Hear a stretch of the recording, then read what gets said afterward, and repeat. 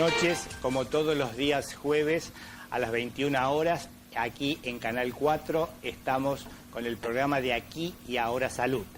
En esta ocasión hemos invitado a dos reconocidos profesionales de nuestro medio que ya han estado aquí en nuestra casa hace unos años, así que les damos la bienvenida y le agradecemos el haber aceptado la invitación. Se trata de la licenciada en Psicología Andrea Sudarovich, egresada de la Universidad Nacional de Rosario.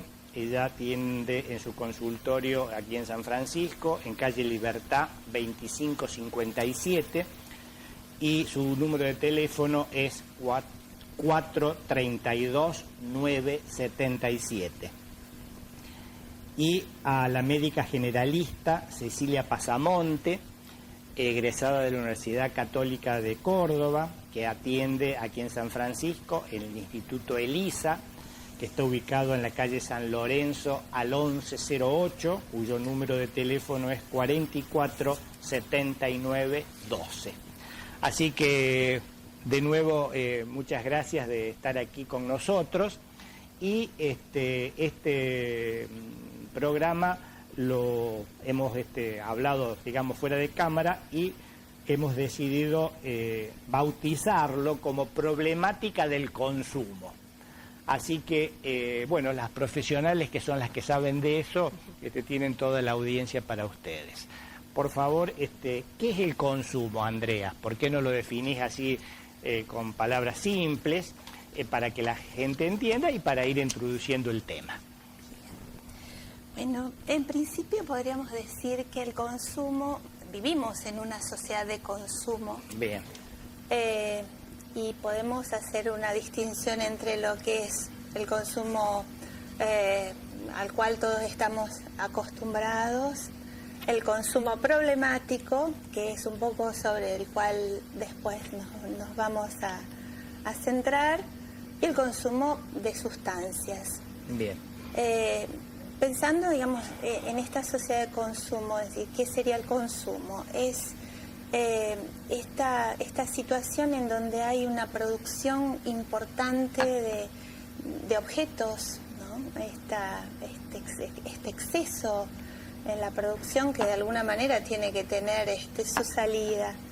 Es una sociedad en la que generalmente nos vemos saturados de información, una sociedad violenta, una sociedad que nos empuja al éxito. Y todo esto hace que de alguna manera la vida a veces se haga un poco difícil de sobrellevar. Entonces, cuando hablamos de este consumo incesante, de esta especie de globalización que podemos decir, en donde se establecen formas de uniformes, para todos igual. Bueno, en realidad sabemos que tenemos que pensar en las diferencias particulares de cada uno. Esto nos lleva a profundas situaciones de insatisfacción, que según el caso a veces nos lleva justamente a ese malestar, a esa angustia, a eso que se hace muy difícil de sobrellevar. Y es aquí donde pensamos, y justamente decíamos, una de las problemáticas del consumo es esto que nos lleva a situaciones extremas en donde podemos incluir el tema de las sustancias, por ejemplo. Bien. Sustancias adictivas, ¿no? Ya que es el tema de las adicciones, podríamos decir que es como un capítulo del consumo. Bien. Uno escucha, lee, y si uno se remonta a principios del siglo XX con el famoso Freud, creo que fue en el 1920, que él escribió el libro El malestar en la cultura. ¿Qué es el malestar en la cultura? ¿Qué es?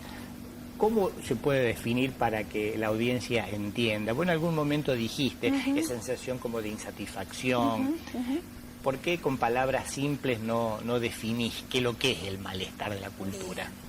Bueno, en principio diríamos que hay algo que nunca se puede satisfacer completamente. Bien. Es parte de la esencia humana. Hay una fisura, diríamos, que nunca se puede recubrir completamente. Si a eso le sumamos este mundo hiperconsumista, en donde justamente la modalidad o aquello que circula desde los medios, desde lo ideológico, es que consumiendo podemos lograr la felicidad. En realidad es más bien, no es a partir del consumo que logramos la felicidad. Algo nos empuja a ser exitosos cuando en realidad sabemos que hay un límite en todos los casos. Bien. Esto es el malestar en la cultura, no poder soportar que de alguna manera todos venimos fallados y que todos tenemos límites. Bien. Vos dijiste que hay distintos tipos de consumo de objetos y consumo de sustancias. Doctora Cecilia, ¿cuáles son las sustancias que en tu experiencia como médica generalista ves aquí en San Francisco que pueda tener mayor significación, es decir, o mayor penetración? ¿Cuáles son lo que consume la gente? A ver, una de las cosas que decía Andrea tiene que ver con cuestiones en relación a los objetos, ¿no? Que tiene que ver con la cuestión de las compras desmedidas, la cuestión del juego, el tema de los alimentos. Pero en realidad, uno, hablando de sustancias, cuando trabajamos en las escuelas, ¿no? y hablamos de esto de las sustancias, los chicos muestran como, los chicos, porque estamos hablando de chicos de sexto grado, que la primera sustancia que señalan son los medicamentos, ¿no? Y en realidad el medicamento, hablamos de esto, ¿no? De cómo el medicamento se da con un ritmo, con un tiempo determinado para que logre un efecto que en una balanza es mejor para la persona consumirlo que no consumirlo. Ahora, cuando se utilizan otro tipo, incluso los medicamentos mismos, en donde uno los ha indicado o no, y se utilizan estas sustancias como una cuestión de incluso hasta de impedir que podamos vivir situaciones que son conflictivas, esto que decía penosas. Un poco Andrea, ¿no?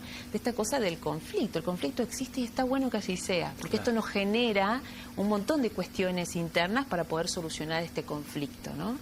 Y bueno, acá aparecen los famosos psicofármacos. Bien. De cualquier forma, muchas veces pensamos en sustancias y hablamos de las drogas más duras, que es la cocaína y la marihuana, cuando en realidad en Argentina, en Córdoba, la droga que más produce efectos que daña al cuerpo y a la cuestión social tiene que ver con el alcohol, ¿sí?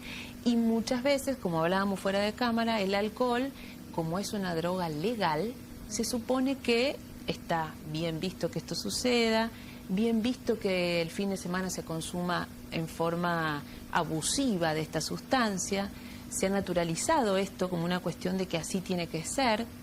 Y no solamente estoy hablando de los jóvenes, muchas veces a los jóvenes o adolescentes se los tilda de que ellos son los que consumen. Y en realidad también son modelos aprendidos de consumo de sustancia, y el alcohol es uno de ellos. Una cosa es, y lo hablamos mucho con los chicos, ¿no? A ver, nadie puede decir que un vaso de vino, hasta el señor Favaloro dijo que estaba bueno para el corazón. Claro. Sí, yo sabía decir que no fuera florero el vaso. Claro. Hacíamos la aclaración. Claro. No, o los dedos claro, así y no claro, así, ¿no? claro. Pero, a ver, me parece que esto de aprender a vivir con esta sustancia está bueno. Ahora, cuando hay un abuso de la sustancia, y el alcohol es el que nos trae la mayor cantidad de problemas. Y muchas veces en el consultorio, no solamente médico, sino también psicológico, cuando se trabaja en equipo, el alcohol pasa a ser, consume alcohol un poquito. Claro. Cuando uno entra a investigar en este ¿Cuánto es el poquito? Exactamente, Claro, esta claro. naturalización de ciertas sustancias, bueno, a ver, el alcohol es lo peor que nos pasa, de verdad. Claro. Y después sí, evidentemente tenemos otras, el cigarrillo, el tema después de las otras drogas, pero en realidad el alcohol es el que determina e incluso suele ser la puerta de entrada a otras sustancias, ¿no? Perfecto. Sí, y también comentamos fuera de cámara que toda la audiencia habrá leído en periódicos locales que declaraciones del hospital J.B. Iturraspe, en que todos los fines de semana una cantidad significativa, creo que decía 20 jóvenes intoxicados con alcohol, que una cosa es tomar una copa o dos de vino y otra cosa es llegar intoxicado, es decir, es la cantidad del consumo. Creo que eso es muy importante, y también un poco como que creo que algunas cosas se están haciendo, por eso, por ejemplo, a nivel de la tolerancia cero en la provincia de Córdoba del alcohol para el conductor, que me parece perfecto, ¿no? Porque realmente alguna vez uno ha leído cómo reducen los reflejos un vaso de vino o un vaso de cerveza, no es necesario estar alcoholizado para estar más lento y tener más predisposición a tener algún accidente, ¿no? Bien, vamos a seguir. Ustedes son las dueñas del programa, así que hablen de lo que ustedes... Incluso me parece muy interesante el tema del conductor asignado, además. Sí. Digo, porque también hay una cuestión de esta pertenencia al grupo, de decir, bueno, a ver, yo esta noche no tomo y soy esta persona responsable de manejar ese auto, de que todos lleguemos bien, de, digamos, esto de que hablamos del reducir el daño, ¿no? Que es un poco lo que hablábamos con Andrea, esta cosa de poder, a ver, y nadie dice que los otros tienen que estar borrachos o abusarse totalmente de la sustancia. Yo creo que esto también puede aprenderse, y no digo aprenderse, sino aprenderse con H, ¿no? Esta cosa de incorporarse. De tomar. Exacto, de tomar y de incorporar estas conductas. Claro. Evidentemente nos va a llevar tiempo, todos estos periodos de transiciones, es todo un trabajo. Y también se sabe que la restricción por la restricción misma no sirve. La educación es fundamental, el acompañamiento. Por eso la prevención tiene que comenzar desde lo más chiquitos posible, ¿no? Vos hiciste alguna referencia que cuando vos hablas en los colegios, ¿esto cómo es una cosa que se hace en forma reglada? Eso es interesante. Sí, el plan de salud escolar de la municipalidad está trabajando con prevención desde hace 4 años. Siempre se trabajó desde antes con incluso cuestiones de diagnósticos, el peso, la talla, ¿sí? Y se definió que las patologías que más aparecían en las escuelas primarias eran las caries y la obesidad. A partir de eso se empieza a trabajar con kioscos saludables y con las topicaciones con flúor, en donde no todo el mundo tiene el acceso y tampoco se conocía como medida preventiva para evitar las caries, y junto con esto aparece la Ley de Educación Sexual Integral. Entonces ahí somos un equipo, odontólogo, trabajadora social, nutricionista, médica general, con la coordinación de la doctora Pepino, que trabajamos en las escuelas. Y es muy interesante los espacios de charlas participativas con los chicos. Y lo que se trabaja es la adolescencia y los cambios, que no tienen que ver con lo meramente físico y biologicista, que muchas veces esta cosa de aprender el nombre de los genitales, del cuerpo, sino también de qué hacemos, cómo desde este cuerpo, con esta cabecita que va cambiando, nosotros decimos que es un lío, pero un lindo lío, ¿no? Donde uno empieza a conocer otras cosas y en donde empieza a tener que tomar partido de esta. Y una de las cosas más que ellos marcan es el tema de la violencia y las adicciones, ¿no? Cómo hay que enfrentarse con situaciones que a veces, bueno, hay que ver cómo definimos, ¿no? Pero esto de las adicciones y de las sustancias, lo primero que aparece es el medicamento, que a mí me sorprendía. Pero porque también es una cosa que se ve en casa. Indudable. Uno lee que la Argentina es una sociedad muy medicalizada, ¿no? Y que realmente, es decir, mi maestro, al cual uno de mis maestros acá en San Francisco, que siempre lo recuerdo, hoy ya desaparecido, que es el doctor Mazzaro, que yo tuve la suerte de trabajar con él, me dijo, mira, pibe, lo primero que tenés que aprender como médico es frenar la lapicera. Mira qué significativo. Y por otro lado, también qué significativo que lo primero que te regalan los visitadores médicos es una lapicera, ¿no es cierto? Todo tiene que ver. Si uno después hace la retrospectiva, ¿no es cierto? Así que eso es lo que recetamos los médicos, lo que recetan los médicos. Y después la famosa automedicación. Totalmente. ¿No es cierto? Que en eso sí, que como doña Catalina, tomate porque a mí el doctor me lo dio y tienen el botiquín de la... Y otra de las cosas que hablábamos también fuera de cámara, que me parece muy importante, y esto creo que la gente, la audiencia lo tiene que tener presente, es que por ahí si uno tiene algún dolorcito, ya sea algo banal, no digamos si tiene un dolor de oído, un dolor de muela, que eso duele, cuando duele mucho, ¿no es cierto? Pero a lo mejor algún dolor en la rodilla, un dolor de cintura, que no necesariamente uno tiene que automedicarse o medicarse con un antiinflamatorio, por ejemplo, un analgésico, porque a lo mejor con alguna medida física, un poco de frío o calor, depende de lo que sea, o de movimiento, pasa, ¿no? Uh-huh. Es decir, como que estaría casi como prohibido, no quiero decir que hay que sufrir, pero tampoco, es decir, automedicarse o medicarse de más, ¿no? Creo que eso es una advertencia. Es muy interesante esto, ¿no? Esta cosa de no sentir el dolor, no solamente el dolor físico, sino lo que nos hace doler ante una situación de duelo, ante cambios, ante ausencias.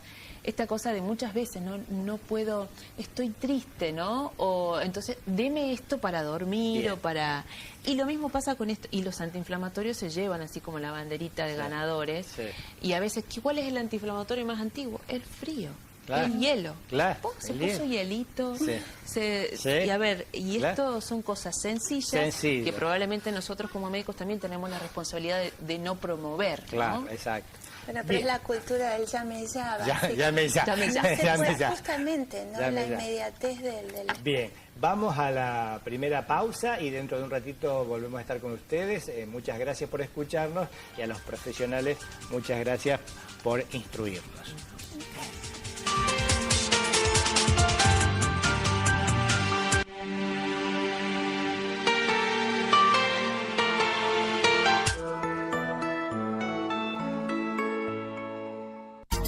Centro Terapéutico Reeducar, fisiatría, fonoaudiología, psicología, kinesiología y fisioterapia. Integración escolar, Centro Terapéutico Reeducar, Iturraspe 1248, teléfono 42 78 40.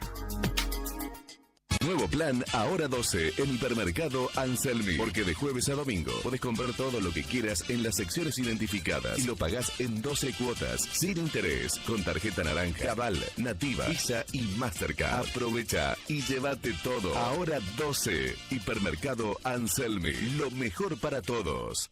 Un departamento en Córdoba, un departamento en Córdoba, un departamento en Córdoba. Che, ¿a dónde el departamento? Un departamento en Córdoba, 50 autos y 3 millones de pesos en efectivo para hacer realidad tus sueños de ganar. Suscríbete hoy a la gran promoción de Devoto y empezá a festejar.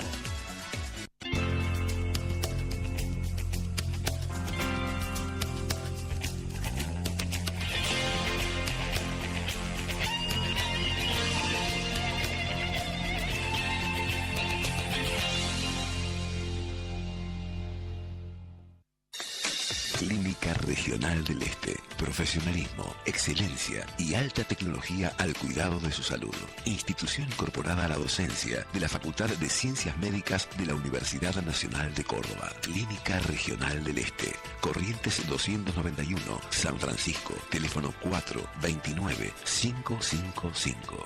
Cuando vengas a Buenos Aires, te vas a encontrar con un poco de todo el país. Empezando por el obelisco, que lo diseñó un tucumano, hasta el sabor inigualable de estas empanadas sanjuaninas. Porque todos y cada uno de los que llegan le suman algo a la ciudad. Como la risa contagiosa que trajo este rosarino. O el ritmo del cuarteto, que viajó desde Córdoba al Luna Park derechito sin escalas. O el tango de Piazzolla, que llegó desde Mar del Plata. Como Vilas, que hizo del tenis un arte. Y si hablamos de arte, nos quedamos cortos. Basta con ver la cantidad de murales de la ciudad hechos por artistas de todo el país. Por eso Buenos Aires es realmente la ciudad de todos los argentinos. Porque no importa de dónde vengas ni cuánto te quedes. Una vez que vos y Buenos Aires se encuentran, algo bueno siempre sucede. Vení a visitar la ciudad de todos los argentinos. Buenos Aires Ciudad.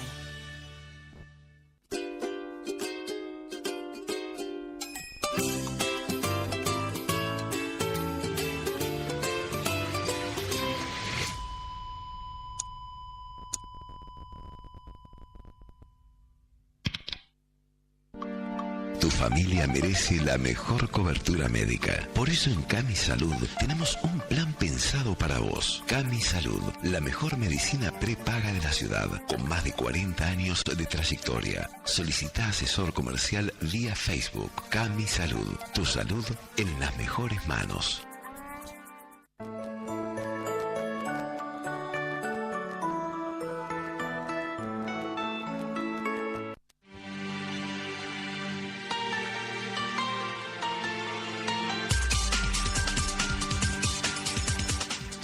Vamos a comenzar el segundo bloque tratando de contestar esta pregunta de la audiencia que dice: hola doctora, me gustaría saber si siempre se lo debe medicar al adicto después de haber pasado el periodo de abstinencia.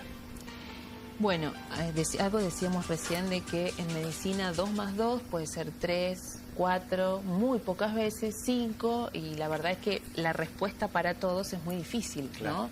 Y una de las cosas que sucede con las sustancias es que no una misma respuesta es la misma para todos. Incluso los tratamientos, incluso el tema de la abstinencia, hay muchas cosas a tener en cuenta, depende de las sustancias. Hay una cosa que tiene que ver con la reducción de daño, en donde muchas veces hay como una especie de intercambio de sustancias para disminuir el daño que produce otra, poniendo una diferente. Lo cual la idea que planteamos es ver cómo estas sustancias no deberían tapar las cosas que le pasan al sujeto, digamos, ¿no? Por eso la medicación sola por sí misma es una solución muy parcial a la situación. Tiene que ver con todo un trabajo de equipo ante ese sujeto y cuál es la mejor solución para esa persona. Bien. Entonces, un poco concretando la respuesta de este televidente, dice: me gustaría saber si siempre. Sí, siempre. No. No. No. Siempre, como decimos también fuera de cámara, en medicina como en el amor, nunca digas nunca ni siempre. Y no es lavarse las manos con esto, al contrario. Claro. Es acompañarlo, claro, es escucharlo, sí. Es posibilitar que despliegue algo de ese malestar que lo lleva a consumir una sustancia psicoactiva, alcohol. Ahora, a raíz de esta pregunta, recuerdo también algo que hablamos fuera de cámara cuando estábamos un poco dándole forma al programa, de alguien que lo escuche, alguien que vos acabas de decir, Andrea, una palabra o algún comentario, porque se ha escrito mucho y últimamente alguna repercusión periodística, es decir, ¿cómo puede ayudar el arte, por ejemplo, a la gente que es un adicto, que es consumista de algo? ¿Puede ayudarlo el arte? Como una forma de expresión, seguramente que sí, sobre todo porque si pensamos, cuando hablamos de las adicciones es justamente esa falta de palabras, esa imposibilidad de expresar aquello que supone un malestar. Entonces el arte es una de las vías a partir de las cuales alguien puede empezar a tramitar, a hablar, a expresar algo de esto que tiene. Indudablemente se piensa en talleres de arte, se piensa en talleres en donde pueda circular la palabra, en donde cada uno pueda como acotar ese goce solitario que en algún momento lo lleva a la sustancia, ¿no? Bien, bueno, muchas gracias por la respuesta. Perfecto. Acá, entre otras de las cosas, ¿cómo se define el modelo del tratamiento de las adicciones con la reducción del daño? ¿Por qué no nos aclaran un poquito cómo es esto? Bueno, nosotros empezamos somos un grupo de profesionales que empezamos a pensar en un abordaje alternativo a aquel que es el clásico tratamiento de las adicciones, que es aquel en el que se le dice a alguna persona que tiene una problemática de adicciones que no consuma. El modelo de la abstención, el modelo clásico, el modelo que lleva a alguien que, digamos, necesita ser desintoxicado, llevarlo a una internación para después regresar al mundo cotidiano, pero que esto también trae una serie de recaídas. Entonces, el modelo de reducción de daño es un modelo alternativo a este primero que mencionaba, que viene trabajándose más o menos desde el año 1998, y en donde se lo empieza a avalar a partir de una conferencia internacional que se hizo de la asociación, una asociación internacional de reducción de daño, que de lo que se trata no es de decirle a alguien que deje de consumir, sino tratar de reducir el daño que produce el consumo de una sustancia, el daño que produce para la persona y para su entorno, porque generalmente cuando hay una persona con problemáticas de algún consumo de alguna sustancia, hay todo un conjunto de personas, familias, sociales, laborales, que son los que quedan implicados en esta problemática. El modelo de reducción de daño es, de alguna manera,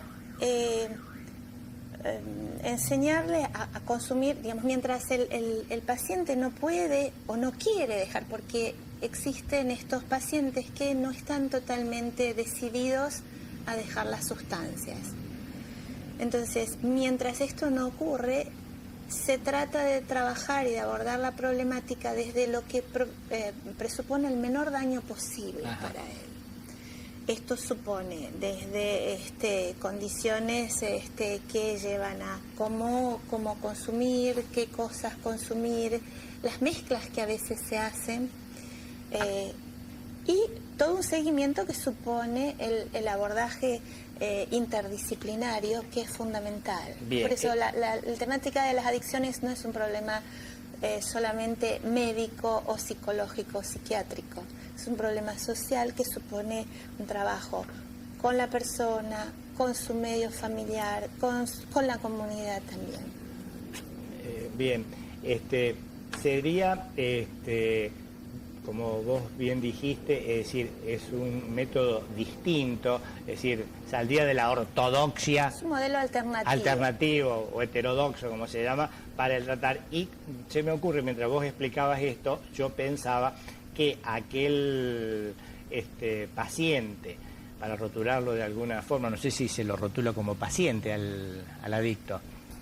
Una persona con problemáticas. Con problemática, ¿no es cierto? Es decir, en este método, aquel que dice, bueno, yo por el momento no voy a dejar de consumir, el ortodoxo le dice, bueno, mi amigo, yo váyase porque yo no lo puedo atender. Si usted no está decidido a dejar la sustancia, no lo podemos atender. No lo podemos atender. En cambio, en esto le daría también una oportunidad, como decir, para reducir el daño. Es decir, bueno, mi amigo, si usted se toma una botella de whisky por día, trate de empezar a tomarse media y después 2 vasos. Bueno, es un poco así la cosa. Claro, la cuestión fundamental, ¿qué produce la adicción en términos genéricos, no? Rompe lazos. Digamos, la persona entra en una especie de cuestión, un goce autista, diríamos, ¿no? Entonces, justamente como incluso a partir de la nueva ley de salud mental, de lo que se habla es de un trabajo inclusivo, no segregativo.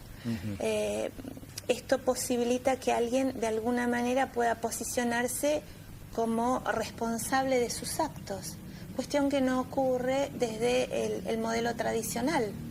Desde el modelo tradicional, el paciente, la persona que consume, sigue siendo objeto de, ¿no? Objeto de cuidado, mientras que desde el modelo de reducción de daño es devolverle ese grado de responsabilidad, ese ser actor de su propia historia, que probablemente lleve toda una serie de rodeos, porque no es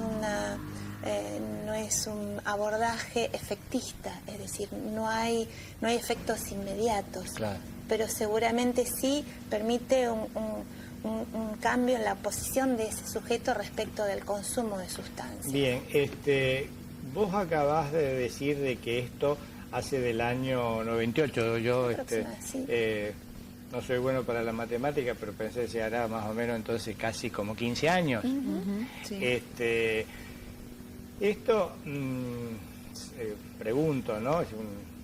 Inclusive como para tener una idea, Dado que el tratamiento clásico o ortodoxo, uno ve muchas recidivas, ¿no es cierto? Que ustedes también eso lo han dicho, y de ahí que siempre se dice en medicina que lo ideal sería buscar la forma de la prevención para que el paciente no entre en la adicción, porque una vez que está en la adicción es difícil que salga, no es lo difícil salir.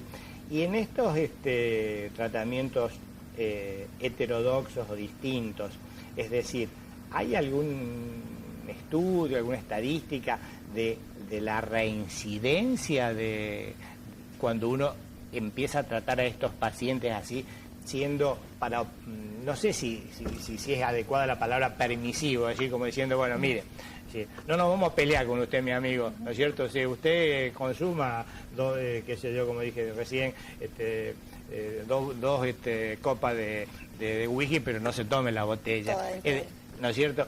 Es decir, ¿qué dice la experiencia? Que son pacientes que realmente a lo mejor tardan más en recuperarse, pero realmente arman todo un tejido para no volver a reincidir. ¿Cuál es la experiencia de ustedes? Digamos, a lo mejor no tiene la cantidad de casos que significativamente, desde el punto de vista estadístico, puedan ser concluyentes, pero así una impresión así a ojo de buen cubero de la experiencia de cada uno de ustedes. Vos como psicóloga y vos como médica generalista. ¿Qué opinión tienen al respecto? Si bien es un tiempo relativamente corto para poder establecer estadísticas contundentes, es a lo que se está atendiendo. Ya en Holanda había empezado, ya unos cuantos años se había implementado este modelo a partir del tema de, como el reparto de jeringas, por ejemplo, para prevenir incluso el SIDA, cuando estuvo, en el auge, la luz violeta en los baños para que no se localice en la vena. Exacto. A lo que yo creo que esto va a llevar todavía un tiempo poder establecer qué cosas, cuáles son los datos realmente significativos, pero sí en función de estas recaídas o recidivas, como usted mencionaba, a lo que se apunta ya no es al paciente solamente, sino justamente como las problemáticas del consumo están como englobando a la sociedad toda, porque adopta distintas formas. El consumo no es solamente en relación a sustancias, sino es también en relación a objetos, en relación al juego, en relación a la comida.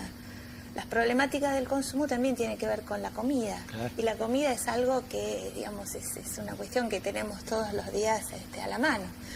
Entonces, pensar en reducir el daño es ir trabajando, es ir armando una red que permita justamente sostener a aquellas personas que por problemáticas personales, subjetivas o por condicionamientos sociales se ven empujados a esta especie de situación dañina, destructiva, que lo aísla, que lo criminaliza. Esta es otra de las cuestiones a las que tiende el modelo de reducción de daño, Más que estigmatizar o criminalizar, es incluir, incluso lo plantea la nueva ley de salud mental.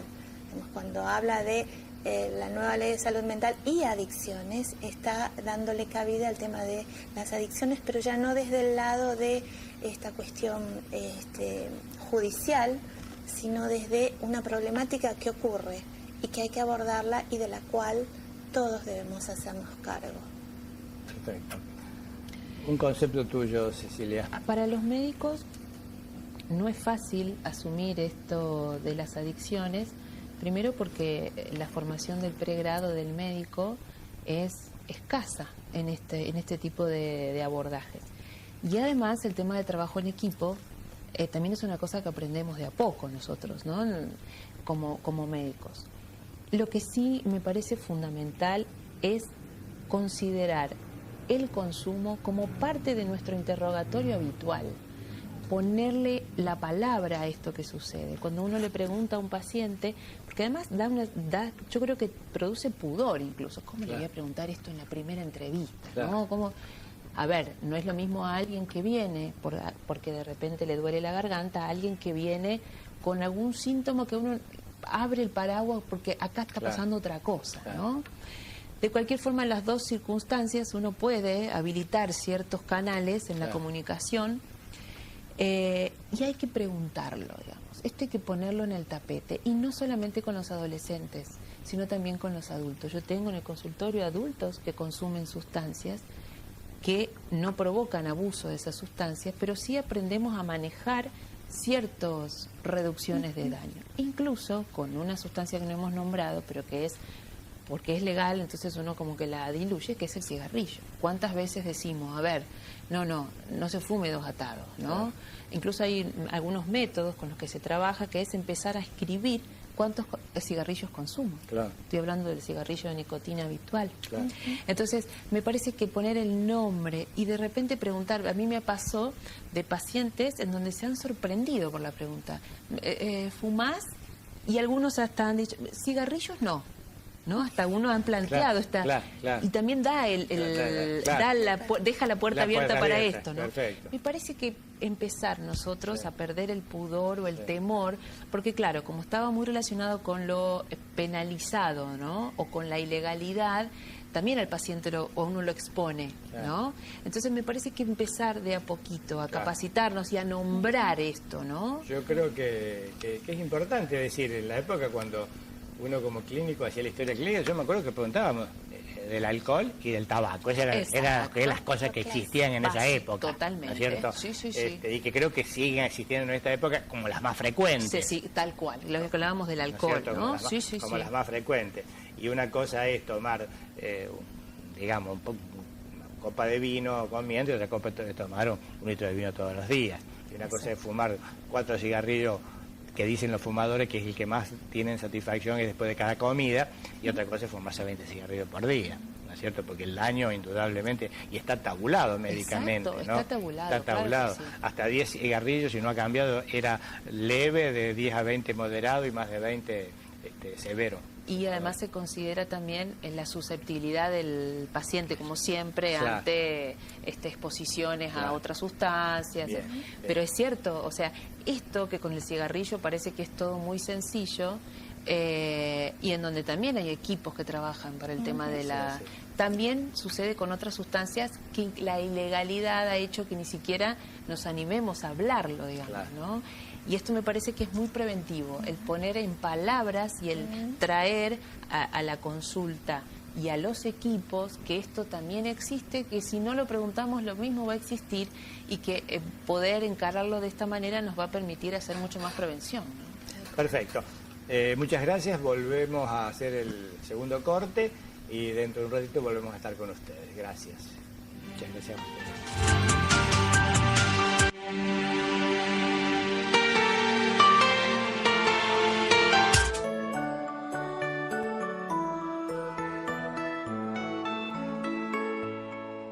Esta hermosa Ranger ya tiene dueño. ¿Vos? Podés ser el ganador de la próxima. Otro cordobés feliz, gracias al 3x1 del Telebingo. Cantó bingo y se llevó 50.000 pesos más una Ford Ranger. También felicitamos a la agencia 193 de Patricia Inés Pérez, de Barrio Talleres Oeste. Telebingo, el juego que todos los domingos hace feliz a un cordobés.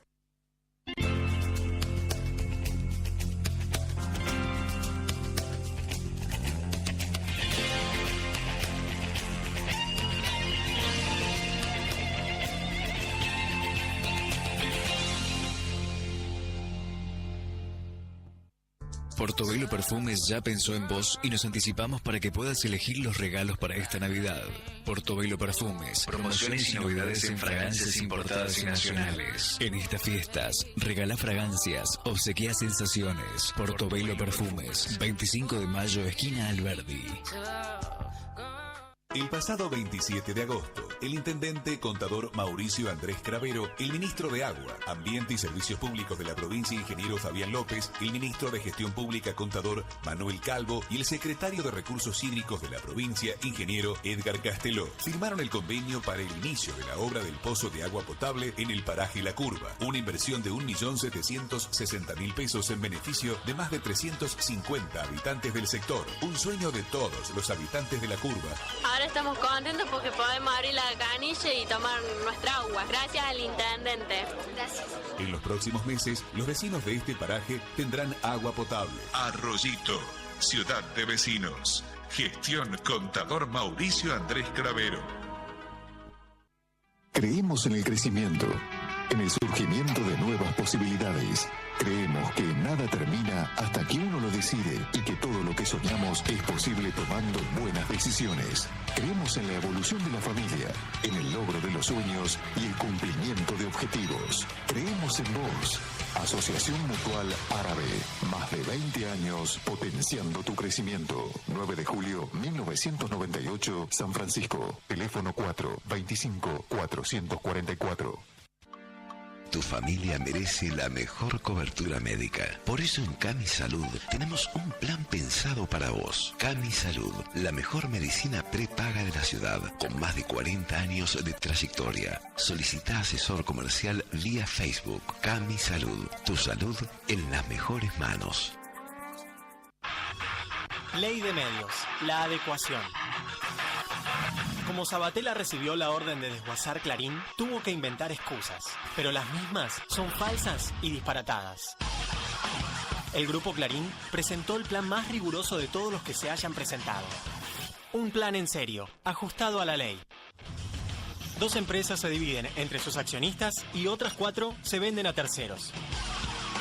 Las empresas a dividirse no tendrán ningún vínculo societario, ni entre ellas ni entre sus accionistas. Serán independientes. Las empresas que se venden a terceros, sus contratos y sus compradores internacionales fueron aprobados hace 2 meses por el Estado. Ahora se quiere dar marcha atrás en un giro vergonzoso. Mientras, el gobierno no trata los planes de sus amigos o le permite a otros grupos compartir socios, familiares, empleados, señales y miles de etcéteras. A Clarín ni siquiera le permite cumplir la ley. Una burla al fallo de la Corte Suprema, que exigió un trato igualitario y un órgano independiente. La confirmación de que la ley se quiere usar para silenciar a quienes molestan. San Francisco, una ciudad que lo espera. 12 de diciembre, Bomberos San Francisco, Noche de Locos, Noche de la Fiesta. Anticipadas en Milenio, El Busca, Precio Manía, Kiosco Norma y en boleterías de 19 a 21 horas.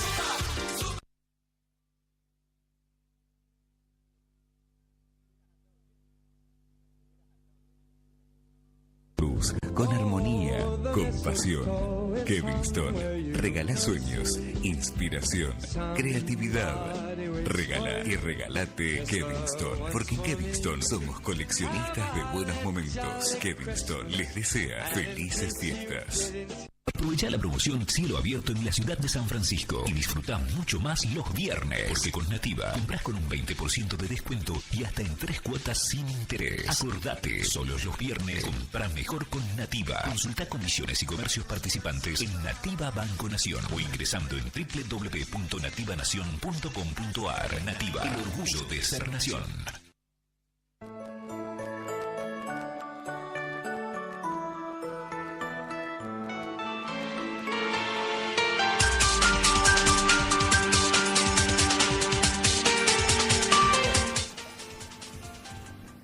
Estamos comenzando el tercer y último bloque y continuamos, por supuesto, hablando sobre la problemática del consumo.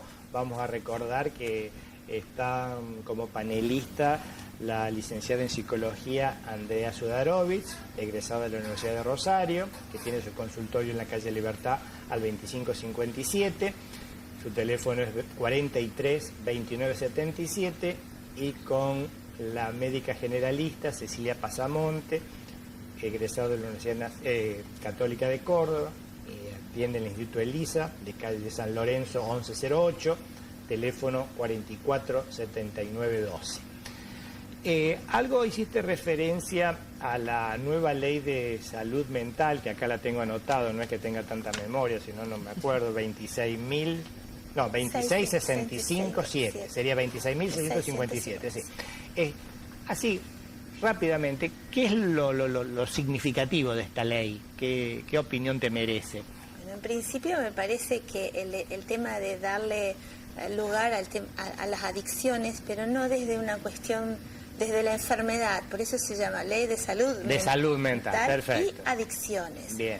Que es, diríamos, una cuestión bastante nueva, incluir la temática de las adicciones como una problemática que debe abordarse necesariamente desde el tema de la salud, desde los abordajes comunitarios, desde las políticas de salud, desde esta cuestión que contrarresta este efecto penalizador respecto de quien consume sustancias. Bien. Que es lo que posibilita, algo comentaba Cecilia, el hecho de que alguien pueda empezar a hablar de esto que en general ha sido tan estigmatizado. Así que es una buena ley, totalmente amplia, de apertura y de avanzada. Sí, ¿Y desde cuánto hace que está en el país? Y se aprobó en el 2010, después de muchos estudios y debates. Perfecto. En diciembre del 2010 Bien. Aquí nosotros, con la idea del programa de Aquí y Ahora Salud, siempre orientados a la prevención y a los factores de riesgo. ¿Cuáles son los factores de riesgo? Esto para vos, Cecilia. ¿Cuáles son los factores de riesgo del consumo? ¿Existen factores de riesgo del consumo?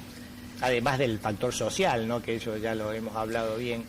A ver, de la sociedad de consumo. Sí, es cierto que hay personas o personalidades, en realidad esto lo sabe más la psicóloga, pero voy a intentar de no equivocarme. Sí. No, bueno, pero en realidad, lo importante es que te equivoques, es más lindo que te corrija. Me lo corrija. Más adictivas que otras. Sí. Además, hay sustancias más adictivas que otras, pero también hay personalidades más adictivas que otras. Pero tiene que ver un poco con esto de, de esta cosa de querer con la sustancia, el juego, la comida, la compra compulsiva, tapar otras cuestiones, ¿sí?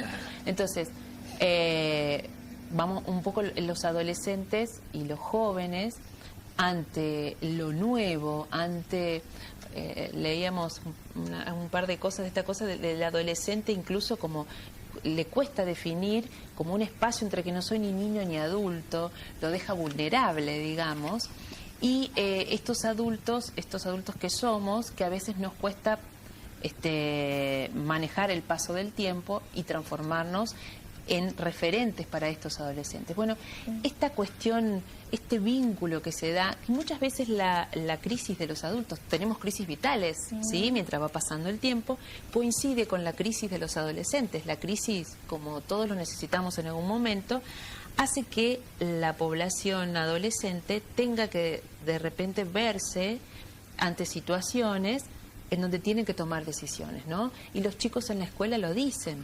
Esta cosa de la presencia, los otros días hablaba con 2 chicos de 14 años. A los 2 chicos de 14 años ya le habían ofrecido, chicos que fueron a lugares en donde estaba permitido para sus edades, los papás los llevaron, los fueron a buscar, o sea, en lugares en donde se supone que hay esta contención, a estos 2 chicos ya le habían ofrecido cocaína, digamos, ¿no? En estos espacios.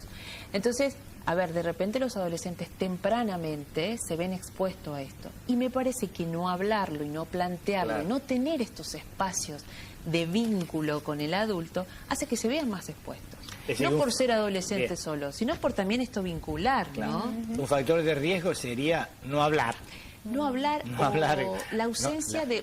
A veces planteamos esto cuando hablamos con los papás, porque además de trabajar con niños, hacemos la charla con los papás, ¿no? Esto de que hablando de la sociedad de consumo, trabajamos muchas veces mamá y papá cuando estamos los dos en casa, trabajamos los dos, entonces esta cosa de tener encuentros, ¿no? Encuentros quiere decir esto, me siento, te miro, hablamos, redes sociales y pantallas de lado, digamos, ¿no? Para poder encontrarnos, para poder decir qué te pasa, cómo estás, eso cómo también fue hoy. Me parece a mí, yo ya que peino canas. Me parece que también es una adicción, ¿no? Eso tantas redes sociales, no la alienación de las redes ¿no es cierto? sociales, Tener ¿sí? 1 millón de amigos y no tiene ni uno, porque realmente... De cualquier forma, también los adultos tenemos que comprender que hay toda una cuestión de que a los adolescentes se les llama la población de los nativos digitales, ¿no? Han nacido en esta sociedad en donde la pantalla y las redes sociales son parte de la comunicación. Y creo que nos debemos los adultos entender esto también para poder comprenderlos y acompañarlos. Será otra de las cosas que como papás deberíamos acompañar. Creo que un gran factor de riesgo es esto, no encontrarnos. Parece una cosa hasta... a ver cómo va. Pero realmente, esto que hablaba Andrea, ¿no? Hay toda una movida de esto de los papás que no están, a pesar de estar. Hay libros, no me voy a acordar del autor, pero siempre me pasa lo mismo. Si hay algún papá de alguna charla que di, me pasa siempre igual, que se llama hijos que sus papás están huérfanos a pesar de estar presentes, ¿no? Hay un libro que no me voy a acordar del título, pero tiene que ver con esto, con papás que están, y mamás, pero que realmente no están presentes, ¿no? En el diario. Yo sé que es difícil, a ver, pero no es imposible. Pero no, y además es un factor, a ver, hay muchas definiciones de familia, y la familia hoy ha cambiado también hasta su conformación. Pero la familia, el espacio debe ser un espacio de dar factores protectores, en donde el adolescente y el adulto pueda sentarse y encontrar en ese lugar el espacio para contar lo bueno que me fue hoy o las cosas que no me pasaron tan bien, ¿no? Este es un factor de riesgo, digamos, de alguna manera, esta cuestión de los vínculos. De los vínculos. Este es un factor de riesgo fundamental en la población adolescente. Y creo... Bueno, esto que la audiencia, por favor, lo tenga muy presente, ¿no es cierto? Como para siempre conversar con los hijos, ya sea desde el papá, la mamá, el abuelo, el tío, es decir, y no negar las cosas porque las cosas existen, ¿no? Realmente, si voy a decir que dos chicos que lo llevan a los 14 años, que lo lleva el padre, lo busca el padre, y también le ofrecen cocaína, quiere decir que está presente, que es una realidad, que bueno, entonces hay que hablar, no hay que hacer como la avestruz de meter la cabeza y... Sí, yo creo que el hecho de ser papás nos exige todo el tiempo estar revisando estos nuevos criterios que no son más los que quizás nosotros incorporamos, pero que cambian a una velocidad tan importante que supone que no es solamente sentarnos a preguntarle cómo le fue a la escuela, sino realmente una escucha comprometida, que eso es lo diferencial. Esa es la verdadera presencia. Exacto. Si no están huérfanos los chicos. Y yo les digo a los adolescentes que busquen a los adultos. Yo se los planteo, busquen. Yo siempre digo, ustedes tiendan una cama a una madre y se compran a esa mamá ese día, está chocha, feliz. Y en realidad lave los platos. O esto de compartir, ¿cómo te fue mamá hoy? ¿Qué te pasó, no? ¿Por qué este papá tiene hoy esta cara? O sea, busquen al adulto, porque muchas veces está todo tan armado en la rutina de venir al colegio, venir a hacer la tarea. Y esta cosa, a mí me encanta, me gusta mucho la palabra encuentro, ¿no? Porque tiene que ver con esto de mirarnos y entender lo que pasa, no solamente, che, ¿te fue bien? Listo. Me parece que esto es un factor protector para muchas cosas. Bien, y cuando decíamos, digamos, uno no tiene que ser muy cavernario de que los chicos están en la época digital, que tienen que usar los medios, ¿no es cierto? Sí. Es decir, un poco es el tema de la cantidad, de dosificarlo, bueno, como el alcohol. Una cosa es una botella de whisky, otra cosa es tomarse un whisky, y otra cosa es una botella. Creo que eso es importante, pero muy lindo. A mí también me gusta la palabra encuentro, y ahora como que le di, a raíz de lo que vos dijiste, una real significancia. ¿Qué es lo que en definitiva se hace todos los días en la casa, ya sea en la hora del almuerzo o la cena? Todavía acá en San Francisco en general se vuelve a almorzar a la casa, y por supuesto se cena en algún otro lugar, o acá también algunos se dan la cena, pero por lo menos una de las comidas, y eso tratar de digamos de aumentar ese contacto, ese encuentro también los fines de semana, ¿no es cierto? Viendo cómo en definitiva se puede hacer esta historia de que los chicos salen a las 4 de la mañana y vuelven a las 6, duermen hasta las 2:30, 1 o 2, entonces no se encuentran ni siquiera en el almuerzo de los domingos. Es decir, ver cómo cada uno puede encontrarse, porque si vos me decís que un factor de riesgo es el no encontrarse, fíjate qué simple es, ¿no? Eso no se necesita ningún medicamento para eso, ¿no? No se necesita ni ningún análisis, ni ningún estudio. Nos pasa con los chicos que van a la escuela por la tarde. Cuando hablamos y cuando vamos a las escuelas, lo hacemos desde el nivel inicial, desde el jardín de infantes. Entonces le preguntamos a qué hora se acuesta, entonces les hacemos levantar la mano. Los chicos que van a la tarde suelen quedarse a ver televisión mucho tiempo. Claro. Por la noche, incluso sus papás ya descansando porque trabajan muy temprano. Claro. Y hay chicos que están en 3er y 4.º grado y apagan o se duermen con la tele a las 4 de la mañana. Claro. Sí, es una situación compleja. Bien, nos hacen seña de que el programa terminó, así que muchas gracias a todos los televidentes y muchas gracias a los profesionales que nos han venido a charlar de este tema tan candente, tan actual, y que creo que hay que reconcentrarse en las cosas simples, en el encuentro, y que hay otras terapéuticas, digamos, distintas, más heterodoxas o cambiantes, que pueden tener, digamos, servirles mucho a los que son consumidores de sustancias, ¿no es cierto?, y consumidores de objetos. Es cuestión de tener ganas de ver cómo uno puede mejorar en el día a día. Buenas noches y nos vemos el próximo jueves, siempre a las 21 horas aquí en Canal 4.